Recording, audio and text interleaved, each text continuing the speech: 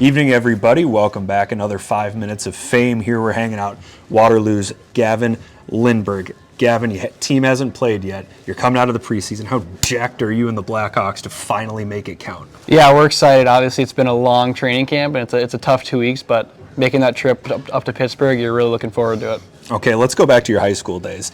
A Moorhead product, and I'm going to read some names to you. Tell me if they sound familiar. Ethan Frisch, Joe Schiller, Luke Grammer, Joe Grammer, Sam Larilla. They all sound fairly familiar. Now, tell me, what is it about Moorhead and its ability to churn out these offensive, dynamic defenders? What is it about Moorhead, that the program that's able to do that? I don't know. I think it's just a really storied program, and there's a lot of support from boosters, the high school program, and the youth program that you really you put the work into it, and you can be a good defenseman. Okay.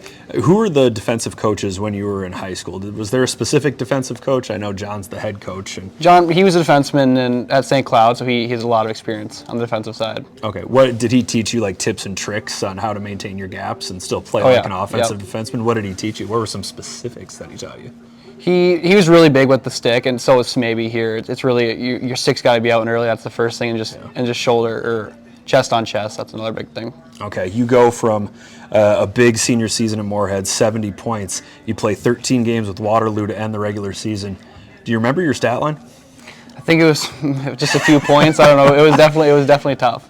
It was 1 goal, 1 assist. You were -6 for the rest of the regular season. Can you tell me, I don't mean to drag you, but can you tell me a little bit about making that transition from high school to the USHL? Because I don't know how many players fully understand how big of a jump it is. Yeah, it was a huge jump. Obviously, I would say I was a very good high school hockey player, and then making that jump to USHL was tough, and I day in and day out you have to bring it all, and it was very demanding. What made it so tough on the ice? Time, space, speed, what was it? I thought like strength and speed, like that wasn't the biggest difference. It's just the time and space, for sure. There's no time and space compared to high school. All right, now last season, 33 points. You were off to a real hot start at the beginning, cooled off a little bit near the end, but where was the I hate to keep saying jump, but where was the jump between seasons for you? Was it in the weight room? Were you working with a skills coach? Where did that blossom come from?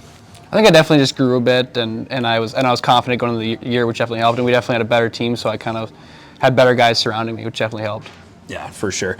You came out of the World Juniors high on everybody's list. I mean, you went out there and you played really well, and your coach and a few other people have mentioned to me that you were one of the best guys on Team USA. Can you tell me a little bit about that experience and what made you raise your game to that level?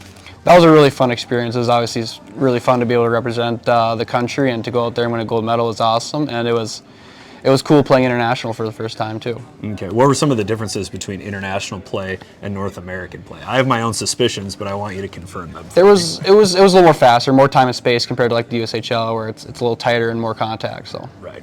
What was it about Colorado College in the end? Because I would imagine that you had virtually every big school coming after you after that performance. I really like their staff. They really trusted me compared to other staffs, and it's a brand new facility, and it's a really good school. It's pretty hard to turn down. Okay, as a recruit, were you looking more for that personal connection with the coaching staff or a brand name? Because there are brand names. I mean, Michigan and North Dakota come to mind. Not that they can't develop players or don't have good coaching staffs, but they're, I would call them big brands, kind of like Texas football. So Colorado College, that offered more of a personal touch for you? Yeah, definitely my first option was like the coaches that really cared about me, which I liked a lot.